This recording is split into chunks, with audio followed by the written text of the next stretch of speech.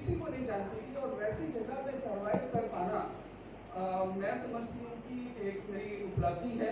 और इसका कारण बस एक ही है, मैं कोई एक्स्ट्रा ऑर्डिनरी नहीं हूँ। मुझे लगता है कि हर समस्या या हर परिस्थिति को मैंने एक अलग नज़रिए से देखा और उसमें अमल करने की कोशिश की। कहा कि मैं शुरू करना चाहती हूँ आम रोजमर्रा की ज़िंदगी की बातों से। तो जैसा लोग कहते हैं कि हर इंसान अपनी किस्मत खुद लिखता है। हर इंसान अपनी किस्मत खुद लिखता है और अपने हाथों की लकीरें जो है वो उकेरता है अपने कर्मों के बल पर। तो लेकिन ये होता कैसे है, क्या है वो? तो ये बिल्कुल सच है कि अपनी किस्मत की कहानी जो है ना, हर इंसान अपने निर्णयों से, अपने फैसलों से लेता है। और वो फैसला इतना जवाबदार फैसला होता है कि जब वो निर्णय लेता है अपने लिए कि मुझे क्या करना है ज़िंदगी में, कहाँ तक पहुँचना है, तो बहुत जिम्मेदारी वाला फैसला होता है। और जब ये जिम्मेदारी वाला फैसला कोई लेता है तो उसको निभाने के लिए उसके पेशानी में लकीरें आ जाती है। बहुत मतलब विचलित रहता है वो कि कैसे वो रिजॉल्व हुआ, कैसे वहाँ तक पहुँचेगा जो उसने अपने लिए उद्देश्य फिक्स किए। आप बच्चे लोग जो हैं, आपके चेहरे बहुत चमक रहे हैं क्योंकि आपने अपने जीवन के फैसले अभी तक लिए नहीं हैं।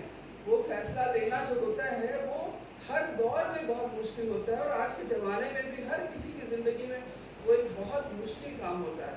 क्योंकि आपके पास जहाँ ऑप्शंस बहुत हैं, वहाँ ये डिसाइड करना कि मुझे अपने लिए क्या फैसले लेना है जिससे मेरी ज़िंदगी की दिशा क्या होगी, हमको कहाँ तक जाना है, ये कोई छोटा मोटा फैसला नहीं है। तो ये फैसला लेने के लिए आपको क्या करना होता है कि 2-3 मंत्र हैं, मतलब रूल्स हैं। वो ये है कि एक तो आपका फैसला जो है बिल्कुल निष्पक्ष, तटस्थ होना चाहिए, और दूसरा पूरी जिम्मेदारी के साथ और विवेकपूर्ण लिया हुआ फैसला होना चाहिए। क्योंकि आपसे ज़्यादा अपने बारे में कोई नहीं जानता।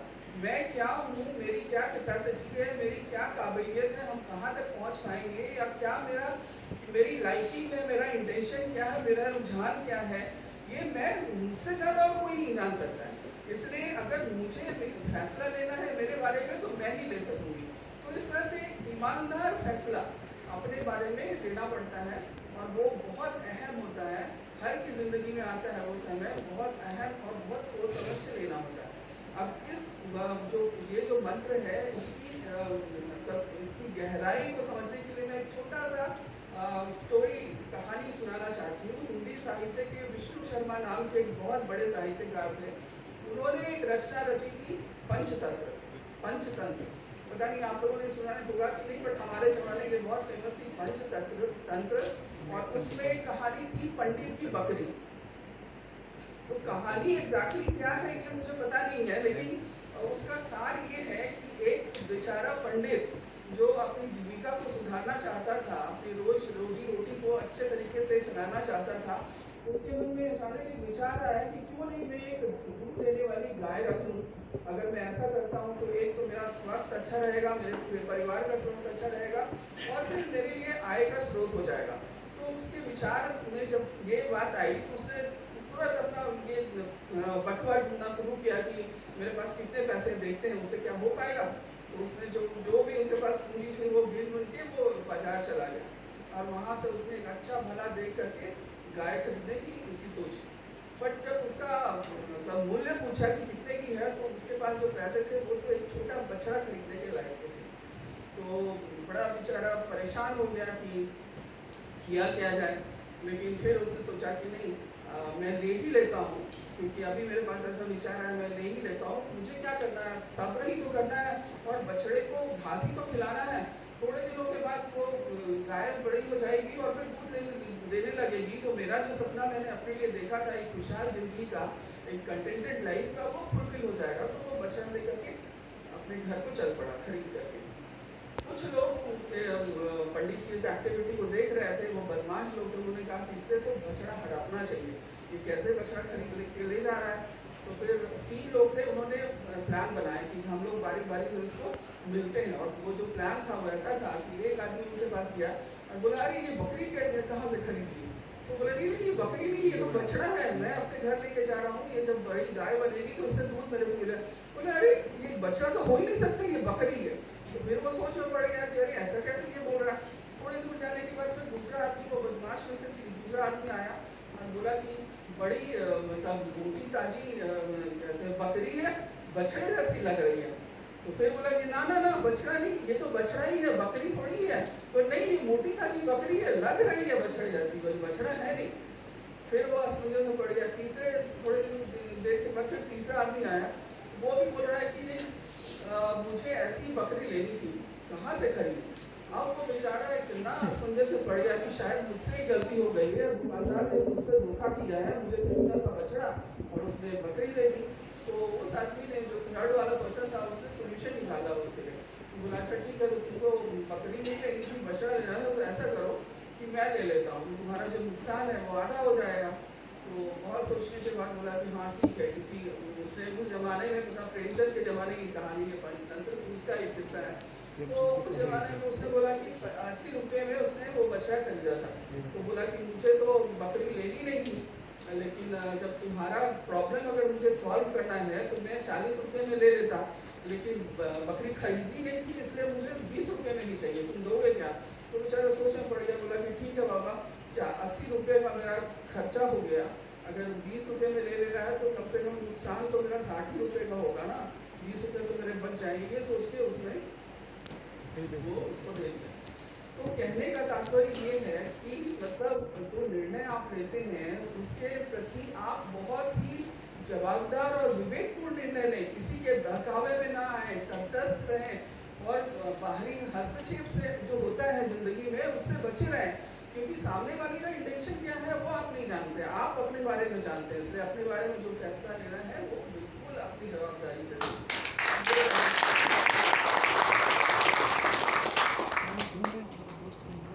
दूसरी बात ये है कि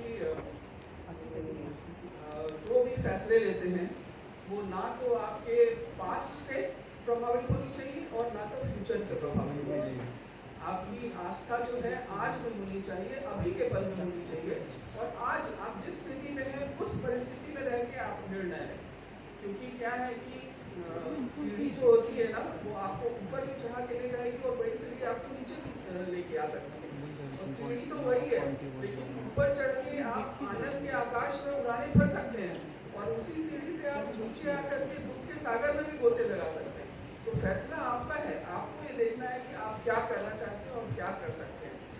और कल्पना शक्ति जो है, तो अपने बारे में, अपने फ्यूचर को देख पाना, दूरदृष्टा बनना, वो बहुत इम्पोर्टेंस रखता है। क्योंकि क्या है कि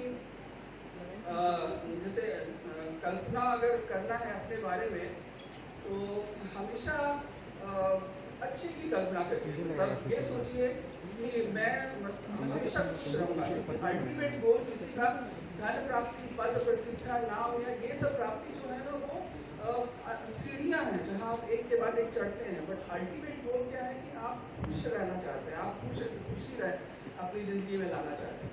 तो आपकी कल्पना को वैसा ही देखें, अपनी कल्पना में आप अपने आप को बहुत खुशहाल देखें, क्योंकि कल्पना करने में कुछ जाता नहीं है। कल्पना करने में किसी की स्वीकृति भी नहीं लगती, क्योंकि हम अगर कल्पना करें कि मेरे पास कल 5 स्टार होटल मैं खड़ा कर लूँ, या मेरे पास ये बहुत बड़ी कार हो या बहुत बड़ा बंगला हो, तो सोचने में क्या जाता है, उसके लिए किसी के स्वीकृति की ज़रूरत नहीं है, मैं जो चाहूँ सोच सकती हूँ। और फिर किसी के प्रेजेंस की भी ज़रूरत नहीं है। आप अपने आप में किसी भी हद तक अपनी कल्पना शक्ति को ले जा सकते हैं। और ऐसा करते हैं तो कल्पना में जो चीज़ आप मान लेते हैं ये मेरा है, तो वास्तव में वो आपकी ज़िंदगी में घट जाती है। और मैं उसका बिल्कुल जानता ही मतलब उदाहरण हूँ। जो लॉ ऑफ अट्रैक्शन जो है, शायद आप लोगों ने सुना होगा, वो 100% सत्य है। क्योंकि मैंने अपनी ज़िंदगी में ये अनुभव किया है कि मुझे लगता था बचपन में, मैं जब स्कूल में यहाँ पढ़ती थी, सेंट मेरी स्कूल में, और उसके बाद उस साइड कॉलेज में पढ़ा, तो उस समय एक कार्यक्रम में यहाँ के रांची के डीसी आए हुए थे। तो उनकी जो लाल बत्ती वाली गाड़ी थी वो देखकर के इतना फैसिनेशन हुआ मुझे कि मुझे लगा कि माय गॉड, जो लोग IAS बनते हैं वो तो मतलब एकदम राजा लोग हैं, अगर वैसा हो जाए ना कोई, तो जीवन का हर कुछ मिल जाए, ऐसा मतलब मन में उनको देख करके ऐसी फीलिंग आई। और वो इतनी स्ट्रॉन्ग फीलिंग रही मेरे मन में वो एम्बर लाइट वाली गाड़ी जो है, लाल बत्ती वाली गाड़ी, वही मेरे लिए मतलब प्रेरणा स्रोत थी कि कैसे इसको हासिल किया जाए। और अगर आपके मन में वैसी इच्छा होती है तो रास्ते वैसे ही खुलते चले जाते हैं। क्योंकि फिर जब हायर स्टडीज़ के लिए मैं दिल्ली गई तो वहाँ मैंने देखा कि बच्चे, बहुत सारे बच्चे जो है बहुत स्टडीज़ करते रहते थे। आफ्टर मतलब क्लासेस वो बैठ के पढ़ते रहते, रात में बहुत जगते रहते थे। तो मैंने पूछा कि क्या पढ़ते हैं सर, इतनी क्या ज़रूरत है? तो बोले कि नहीं, सिविल सर्विसेज की तैयारी करते हैं। तो फिर वो देख करके उनसे मोटिवेशन मिला कि चलो क्यों नहीं हम भी तैयारी कर रहे हैं। और देखिए कैसे रास्ते खुलते हैं। कभी मेरे मन में मतलब कोई पता नहीं था कि सिविल सर्विस लिखते कैसे हैं, यूपीएससी कैसे क्रैक करना है, कुछ भी पता नहीं था। लेकिन वहाँ उनको देख के मोटिवेशन हुआ। मेरे बगल में जो लड़की थी वो आंध्र प्रदेश की थी और उसने अपने नोट्स मुझसे शेयर किए और वो देख करके मैंने ऐसी शौकिया तरीके से शुरू किया तैयारी। कोई ऐसा मतलब टेंशन नहीं था कि ये क्रैक ही करना है, शौकिया तरीके से शुरू किया। और उसके बाद वो लड़की जो थी उसको इनकम टैक्स मिला नेक्स्ट ईयर, तो और उसमें मुझे कुछ नहीं मिल पाया था। मैंने प्रीलिम्स क्रैक किया लेकिन मेंस में नहीं कर पाई। तो फिर लेकिन उसकी वजह से मुझे इतना मोटिवेशन हुआ कि मुझे लगा कि नहीं करना है। और फिर नेक्स्ट ईयर जब किया तो फिर मैं यहाँ तक पहुँच पाई। तो मेरा कहने का मतलब ये है कि कल्पना शक्ति जो है ना वो बहुत स्ट्रॉन्ग मतलब होनी चाहिए अपने लिए। अपने लिए सपना देखिए, अपने जीवन को खुशहाल करिए। मतलब जो भी उसके लिए लगे, मतलब लगे इन द सेंस कि सोचना पड़े। क्योंकि अगर आप ऐसा सोचते रहेंगे ना कि तो एक बहुत अलग तरीके की पॉजिटिविटी की ऊर्जा से आप भर जाएंगे। कि अगर आप सोचेंगे कि नहीं मुझे आईएएस ही बनना है, या मुझे बहुत धनवान इंसान है, मुझे बहुत विद्वान इंसान बनना है, या मुझे प्राइम मिनिस्टर ही बनना है, अगर ऐसा करेंगे तो आपके एफर्ट्स जो है उसी डायरेक्शन में काम करना शुरू करेंगे और एक अलग तरह की पॉजिटिविटी आ जाएगी आप में और उससे बहुत आप ऊर्जावान फील करेंगे। और जब ऐसा होने लगता है, जब ये प्रोसेस चलता रहता है, तो किसी भी तरह के नेगेटिव विचार आपके मन में आते नहीं हैं। और अगर आते भी हैं तो आप झटक देते हैं। क्योंकि फैक्ट ये है कि अगर नेगेटिव विचार आपके मन में आएंगे तो फिर आपकी जो ऊर्जा है वो क्षीण होती जाती है। तो ये ऊर्जा को क्षीण नहीं करने का वातावरण आपके लिए तैयार करना चाहिए। अपने आप को पॉजिटिविटी से भर देना चाहिए और हमेशा बड़ा सोचते रहना चाहिए कि हमेशा अपने लिए अच्छा सोचना चाहिए। क्यों नहीं, अगर हम चाहें तो क्यों नहीं। और अगर हम सपने में देख रहे हैं कि हम ये कर लेंगे, हम ये अचीव कर लेंगे, तो एक्चुअली वास्तव में वो घटता है। मैंने कहा ना कि बचपन का वो इंसिडेंस कि मेरे स्कूल में यहाँ के डीसी आए थे लाल बत्ती वाली गाड़ी लेके, तो वैसा मन में घर कर गया कि काश ये मुझे मिल जाता। और जैसे रास्ते वैसे ही खुलते चले गए, कैसे मुझे लोगों ने सपोर्ट किया कि वहाँ तक कैसे पहुँचे और अल्टीमेटली पहुँच गया। ये बहुत बड़ी चीज़ है। हालांकि बहुत छोटी सी बात है, उसको लोग ध्यान नहीं देते हैं, लेकिन ये बहुत ही इम्पोर्टेंट और इम्पोर्टेंस और महत्व रखती है। इसके बारे में भी, कल्पना शक्ति के बारे में भी मैं एक छोटा सा स्टोरी बताना चाहती हूँ कि एक गांव की स्त्री थी, उसको कोई परिस्थिति वश बहुत दुख था या जो भी रीज़न रहा हो, उसने तो सोचा कि मुझे आत्महत्या कर लेनी चाहिए। मेरा जीवन बहुत बेकार है, मुझे आगे कुछ नहीं होने वाला, मेरा भविष्य अंधकार में, मैं आत्महत्या कर लेती हूँ। वो बाजू में केमिस्ट की दुकान से गई और उसने बोला, झूठ बोला कि मुझे चूहे मारने हैं, मेरे घर में बहुत चूहे हो गए हैं, मुझे आर्सेनिक पाउडर दो। तो उसकी हालत देख करके, उसके चेहरे के हाव देख कर दुकानदार ने समझ लिया कि ये तो कुछ गड़बड़ लग रहा है। तो उसने क्या किया, आर्सेनिक के बदले में नौसादा दे दिया उसको, जो कि एक अमोनियम क्लोराइड होता है। वो लेकर के और घर गई और तुरंत पानी के साथ उसने उसको गटक लिया। जैसे ही उसको गटक लिया तो उसके मन में तो था कि ये आर्सेनिक है, जिसको खाते ही साथ आदमी मर जाता है। तो उसके पेट में एकदम, पूरे बॉडी में एकदम तीव्र वेदना शुरू हो गई कि अब उसको लग रहा है कि अब तो मुझे मर ही जाना है। तो ये सोच करके वो इतना भयभीत हो गई कि वो पूरा चिल्लाने लगी और सब आजू बाजू के लोगों को इकट्ठा कर दिया। बोला, अरे मैंने तो ये खा लिया है, मैं मरूंगी, मैं मरना नहीं चाहती हूँ, प्लीज़ मुझे बचा लो, बचा लो। ऐसा मतलब ये करके विलाप करने लगे। तो सब लोग, आजू बाजू के लोग जमा हो गए और वो जो केमिस्ट था, दुकानदार था, वो भी वहाँ आया। उसने बोला, हाँ अभी अभी तो तुमने मेरे दुकान से ये खरीदा, तो तुमने खा लिया, तुमने बोला था चूहे को देना है। तो बोला कि नहीं मैंने खा लिया। बोला, अच्छा कोई बात नहीं, मेरे पास इसकी दवा है, मैं जो दवाई देता हूँ ना उससे तो ठीक हो जाए। तो उसने क्या किया कि ये बेकिंग सोडा जो होता है वो उसको दिया। बोला कि यही दवा है, ये तुरंत खा लो, इससे तुम्हारा ठीक हो जाएगा, तुमको कुछ नहीं हो। तो सबके सामने उसने बेकिंग सोडा पानी में डाल के खा लिया। जैसे ही खाया तो उसका पूरा जो उसकी वेदना थी वो चली गई, खत्म हो गया। तो अब यहाँ देखिए, ना तो जहर असली था, ना उसकी दवा सी। लेकिन हो क्या रहा था, जैसा उसने सोच लिया था। उसने सोचा था कि आसनी खा के मुझे मरना है, तो पूरा बॉडी उसका उसी तरह रिएक्ट कर रहा था कि नहीं, तुम्हें मरना ही है। और फिर दवा के नाम पे दवा इसने बताई कि ये दवा मतलब एकमात्र ये है कि जिसको खाने से तुम ठीक हो जाओ, तो दवा से उसको ऐसा विश्वास होगा कि मैं ठीक हो जाऊँ, तो वो ठीक हो गए। तो कहने का तात्पर्य ये है कि कल्पना शक्ति जो है उसमें इतनी ताकत है कि आप जो सोचेंगे वो घटेगा सामने। तो ये छोटी बात है, लेकिन वो हम जानते नहीं है इसका महत्व, इसलिए इसकी इम्पोर्टेंस नहीं लेते। अच्छा, अभी जो मार्क जुकरबर्ग जो है वो स्टीव जॉब्स के पास आए थे। उन्होंने मुझसे पूछा कि बताओ मुझे सक्सेसफुल और ज़्यादा होने के लिए क्या करना चाहिए। तो स्टीव जॉब्स ने क्या बोला था उनको कि आप ऐसा करो कि आप भारत में चले जाओ, एक आश्रम में जो हिमाचल प्रदेश में नीम करोली बाबा का आश्रम है, वहाँ आप चले जाओ। कुछ बोला नहीं उसको, बोला कि सिर्फ आप वहाँ चले जाओ। अब आप बताइए कि ऐसा क्या था वहाँ पर जो वर्ल्ड के बेस्ट यूनिवर्सिटीज में अवेलेबल नहीं था, जो मंत्र उसको मिलता और वो ज़्यादा सक्सेसफुल हो जाते। लेकिन उन्होंने क्यों सजेस्ट किया, he himself was a very successful person. Steve jobs जो है वो खुद सक्सेसफुल पर्सन थे, ये रहते हुए भी उन्होंने उनको सजेस्ट किया कि आप वो आश्रम में होके जाएं। अब जब ये आश्रम में आए तो वो अपनी बात बताते हैं कि यहाँ रहने के बाद मुझे ये हुआ, ये महसूस हुआ कि अपने आप को समझना, अपने आप को जानना, अपने आप को समझना और अपने जीवन का पर्पस क्या है, वाई आई एम हियर, क्यों मैं जन्मा हूँ, क्यों मैं पैदा लिया हूँ, ये रीज़न जानना ये बहुत इम्पोर्टेंस रखता है। और ये जिस व्यक्ति ने जान लिया ना, उसका जीवन बिल्कुल सफल ही रहता है, हो जाता है। वो मार्क ट्वेन ने भी एक बार कहा था कि हर इंसान की ज़िंदगी में 2 दिन ऐसे होते हैं जो कि बहुत महत्वपूर्ण होते हैं। एक तो उसका जन्मदिन जिस दिन वो पैदा हुआ, और दूसरा वो दिन जिसने उसने जान लिया कि why you are born, why, क्यों आप इस दुनिया में आए हैं।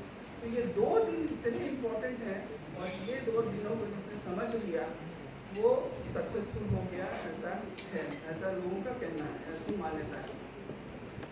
अब मैं थोड़ा सा अध्यात्म का एक दो अंश बताना चाहूँगी, क्योंकि मुझे उसमें बहुत ही लगाव है। पहले अब तक क्या था कि अध्यात्म और विज्ञान ये दोनों एक दूसरे के विरोधाभास हैं, मतलब एक दूसरे को कॉम्प्लीमेंट नहीं करते। लेकिन गॉड पार्टिकल जैसा कॉन्सेप्ट जब आज आया है तो ये सबको पता चल गया है कि विज्ञान और अध्यात्म जो है एक दूसरे को सप्लीमेंट करते हैं। और ये भी एक्सपीरियंस से मैं कह सकती हूँ कि अगर आपका कोई भी काम, जैसे आप कुछ भी करना चाहते हैं, उसमें अगर आप हायर कॉस्ट डाल दीजिए ना कि नहीं मुझे ये पर्पस के लिए करना है, तो आप देखेंगे कि एफर्टलेस सक्सेस आपको मिलेगा। और वही काम आप अपने लिए एकदम क्या बोलेंगे उसको, स्वार्थ के भाव से अगर प्रॉफिट कमाने के लिए अपने लिए से करना चाहेंगे, तो आपको उसमें 1000 दिक्कतें आएंगी। और दूसरी बात बहुत महत्वपूर्ण है कि आप दूसरे में अच्छाई देखना शुरू करें। अगर आप दूसरे में अच्छाई देखना शुरू करते हैं तो उनकी अच्छाई भी आपके साथ जुड़ जाएगी, और आप जो भी काम करेंगे उसमें आपको सफलता मिलेगी। तो मेरे एक्सपीरियंस से, अब तक की लाइफ जर्नी से जो भी मैंने एक्सपीरियंस किया है, वो यही छोटी मोटी बातें हैं। लेकिन मैंने कहा किसी इंसान को खास बनने के लिए बहुत बड़ी चीज़ की ज़रूरत नहीं होती है।